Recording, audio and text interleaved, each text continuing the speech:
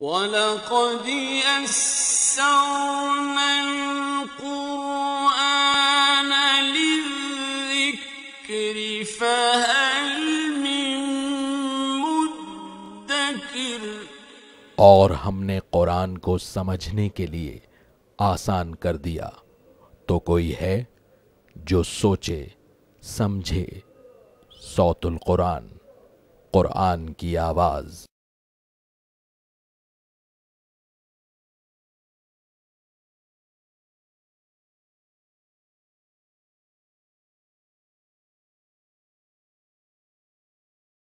نحمده ونصلي على رسوله الكريم اما بعد فاعوذ بالله من الشيطان الرجيم بسم الله الرحمن الرحيم يا ايها الناس ضرب مثل فاستمعوا له ان الذين تدعون من دون الله لن يخلقوا ذبابا ولو اجتمعوا له وان يسلبهم الذباب شيئا لا يستنقذوه منه ضعف الطالب والمطلوب صدق اللہ العظیم۔ سورۃ الحج آیت نمبر 73 سے ہم اپنا مطالعہ شروع کر رہے ہیں۔ اب یہ اس سورہ مبارکہ کا 10واں اور آخری رکوع ہے، اور قرآن حکیم کے ان مقامات میں سے ہے کہ جہاں اللہ تعالیٰ نے پورے دین کی دعوت اور اس کے تقاضوں کو انتہائی جامعیت اور اختصار کے ساتھ بیان فرمایا ہے۔ 6 آیات اس رکوع میں انشاءاللہ ہم پڑھیں گے، جن میں سے 4 آیات میں ایمان کی دعوت کا ذکر ہے، اور 2 آیات میں پورے کے پورے دین کے تقاضے چند الفاظ میں پیش کیے گئے ہیں۔ پہلی 2 آیات میں توحید کا بیان ہے۔ فرمایا یا ایھا الناس، اے انسانوں، ضرب مثل فاستمعوا لہ، ایک مثال بیان کی جاتی ہے، اسے غور سے سنو۔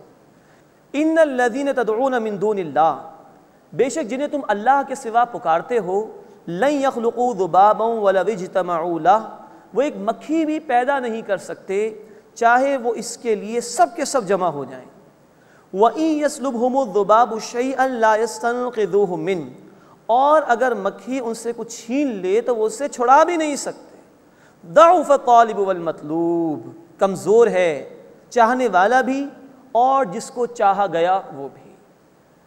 یہ اللہ تعالیٰ نے مشرکین مکہ کے لیے بھی مثال بیان کی کہ جن بتوں کو تم پوج رہے ہو، یہ ایک مکھی بھی پیدا کرنے پر قادر نہیں، اور جو تم نذرانے ان پر چڑھاتے ہو، مکھی اس میں سے کچھ لے کر چلی جائے تو یہ واپس بھی نہیں لے سکتے ہیں۔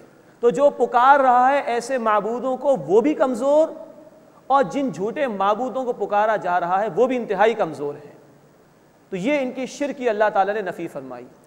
نوٹ فرمائیے، اللہ علی کل شیء قدیر ہے۔ اللہ کو چھوڑ کر کسی کو بھی نفع نقصان کا مالک مانا جائے، اس کی کوئی حیثیت نہیں۔ اللہ کو چھوڑ کر کسی سے بھی توقعات وابستہ کر لی جائیں، اس کی کوئی حیثیت نہیں۔ بات صرف ان پتھر کے بتوں کی نہیں ہے، ہر اس شے کی ہے جس کو اللہ کے سوا اختیار کر لیا جائے اور اللہ کے سوا اس کو معبود بنا لیا جائے۔ فرمائے کہ جو پکارنے والے ہیں وہ بھی کمزور، اور جس کو پکارا جا رہا ہے وہ بھی کمزور ہے۔ مزید نوٹ فرمائیے، اس میں ایک اور بات یہ ہے سمجھنے کی کہ انسان کا آئیڈیل اور انسان کا نسب العین جتنا اونچا ہوگا اتنا ہی عمدہ کردار سامنے آئے گا، اور جتنا ہی اس کا آئیڈیل اور نسب العین پست اور نیچا ہوگا اتنی ہی اس کی گری ہوئی شخصیت ہمارے سامنے آئے گی۔ ایک وہ شخص ہے جس کو ذاتی مفادات ہی عزیز ہیں، بس یہی اس کا مقصد ہے، تو ایک بڑا گھٹیا کردار سامنے آئے گا، جو لوگوں پر ظلم کرنے والا ہوگا، جو لوگوں کے ساتھ فراڈ کرنے والا ہوگا۔ لیکن اگر اس سے بڑا کردار ہو کہ نہیں، مجھے اپنی برادری کے لوگوں کے بھی حقوق کا خیال رکھنا ہے، تو ایک بہتر کردار سامنے آئے گا۔ اس سے بڑھ کر کوئی انسانی حقوق کی بات کرے تو اور عمدہ کردار سامنے آئے گا۔ سب سے بہترین کردار محمد کریم صلی اللہ علیہ وسلم کا، آپ کے پیش نظر اللہ کی رضا تھی۔ جب اللہ مقصود ہے تو اللہ کی مخلوق سے بھی محبت ہے، اور مخلوق کو ظلم و ستم سے نجات دلانے کا بھی فریضہ آپ نے انجام دیا۔ تو جتنا اونچا انسان کا آئیڈیل اور نسب العین ہوگا اتنا ہی عمدہ اس کا کردار سامنے آئے گا۔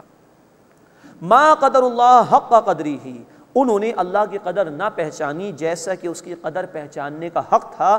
ان اللہ لقوی عزیز، بے شک اللہ قوت والا ہے، غالب ہے۔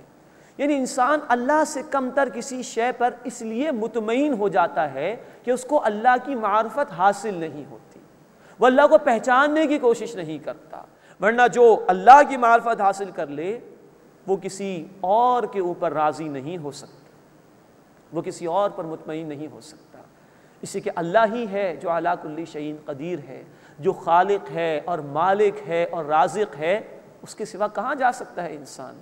تو یہ غلط فہمی ہوتی ہے اس وجہ سے کہ انسان کو اللہ کی صحیح طور پر معرفت حاصل نہیں ہوتی۔ اللہ واقعتاً ہمیں اپنے آپ کو پہچاننے کی، اللہ کی معرفت حاصل کرنے کی توفیق عطا فرمائے تاکہ ہم اسی کے ہو رہیں اور ہر قسم کے شرک سے اللہ تعالی ہماری حفاظت فرمائے۔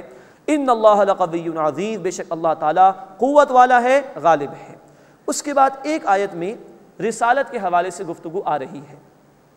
اللہ یصطفی من الملائکۃ رسلا ومن الناس، اللہ فرشتوں میں سے اور انسانوں میں سے پیغام پہنچانے والے رسول چن لیتا ہے۔ اب نوٹ فرمائیے، انسانوں میں سے رسول وہی ہیں جن کو ہم رسول کہتے ہیں، فرشتوں میں سے رسول یعنی پیغام پہنچانے والے جبریل امین ہیں علیہ السلام، تو اللہ کا پیغام جبریل امین تک، وہ فرشتوں میں سے رسول یعنی پیغام پہنچانے والے ہیں، اور فرشتے کے ذریعے سے رسولوں تک، اور آخری رسول محمد کریم صلی اللہ علیہ وسلم۔ اللہ یصطفی من الملائکۃ رسلا ومن الناس، اللہ فرشتوں میں سے اور انسانوں میں سے پیغام پہنچانے والے چن لیتا ہے۔ ان اللہ سمیع بصیر، بے شک اللہ تعالیٰ خوب سننے والا، خوب دیکھنے والا ہے۔ اب ایک آیت میں آخرت کا بیان، یعلم ما بین ایدیہم وما خلفہم، اللہ جانتا ہے جو کچھ ان کے سامنے ہے اور جو کچھ ان کے پیچھے ہے، یعنی اس وقت لوگ جو اعمال کر رہے ہیں اللہ ان سے واقف ہے، اور جو ماضی میں لوگ کر چکے ہیں اللہ اس سے بھی واقف ہے۔ وَإِلَى اللَّهِ تُرْجَعُ الْأُمُورُ، اور تمام کاموں کا لوٹنا اللہ ہی کی طرف ہے۔ یہ چار آیات میں تین عقائد کا ذکر آ گیا، توحید، رسالت اور آخرت۔ یہ دعوت قرآن کی تمام انسانیت کے لیے، جو اس دعوت کو قبول کر لیں وہ امت مسلمہ میں، نبی کریم صلی اللہ علیہ وسلم کی امت میں شامل ہو جاتے ہیں، جو اس دعوت کو قبول کر لیں وہ اہل ایمان قرار پاتے ہیں، نبی صلی اللہ علیہ وسلم کی امت کا حصہ قرار پاتے ہیں۔ اس لیے اگلی آیت میں اب ان سے خطاب ہے جو اس دعوت کو قبول کر لیں، اور خطاب شروع ہو رہا ہے یا ایھا الذین آمنوا کے الفاظ میں۔ اب دو آیات میں دین کے حوالے سے چار تقاضوں کا بیان آ رہا ہے۔ آیت نمبر 77 میں تین تقاضوں کا بیان ہے، اور آیت نمبر 78 میں بنیادی طور پر ایک ہی تقاضے کا بیان ہے لیکن تفصیل سے۔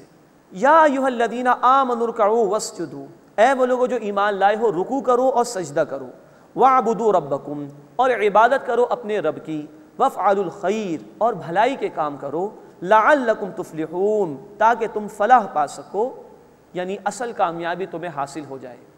تین باتوں کا ذکر آیا۔ نمبر ایک، رکوع اور سجدہ کرو، مراد ہے نماز کی ادائیگی کا اہتمام کرو۔ قرآن حکیم میں نماز کے ارکان کو بیان کر کے نماز مراد لی جاتی ہے، یہاں رکوع اور سجدے سے مراد ہے نماز کا اہتمام۔ ایمان کے بعد پہلا مطالبہ جو بندہ مومن سے ہے وہ نماز کی ادائیگی کا ہے۔ اللہ ہمیں تمام نمازوں کو پابندی سے ادا کرنے کی توفیق عطا فرمائے۔ دوسری بات بیان کی گئی وَاعْبُدُوا رَبَّكُمْ، اور عبادت کرو اپنے رب کی۔ معلوم ہوا کہ نماز سے آگے بھی عبادت مطلوب ہے۔ ایک غلط فہمی ہمارے معاشرے میں کہ نماز، زکوٰۃ، روزہ، حج ان کو کل عبادت سمجھ لیا گیا ہے، یہ درست نہیں۔ یہ اسلام کی بنیادیں، پلرز آف اسلام ہیں، بخاری اور مسلم شریف کی حدیث کے مطابق۔ اس سے اوپر پوری زندگی میں عبادت مطلوب ہے۔ قرآن نے کہا سورۃ الذاریات آیت نمبر 56 میں وَمَا خَلَقْتُ الْجِنَّ وَالْإِنسَ إِلَّا لِيَعْبُدُونَ، میں نے تمام جنات اور انسانوں کو صرف اپنی عبادت کے لیے پیدا کیا۔ تو نماز تو اس عبادت کے لیے بندے کو تیار کرتی ہے۔ دیگر ارکان اسلام، روزہ، زکوٰۃ، حج، پوری زندگی میں اللہ کی عبادت کے لیے بندے کو تیار کرتے ہیں، لیکن یہ عبادت پوری زندگی کے ہر گوشے میں مطلوب ہے۔ نمبر 3، وَافْعَلُوا الْخَيْرَ، اور بھلائی کے کام کرو۔ مراد یہ ہے کہ خدمت خلق کا کام کرو۔ جہاں ہمارا دین حقوق اللہ ادا کرنے کا حکم دیتا ہے، وہیں حقوق العباد کی ادائیگی کا حکم بھی دیتا ہے۔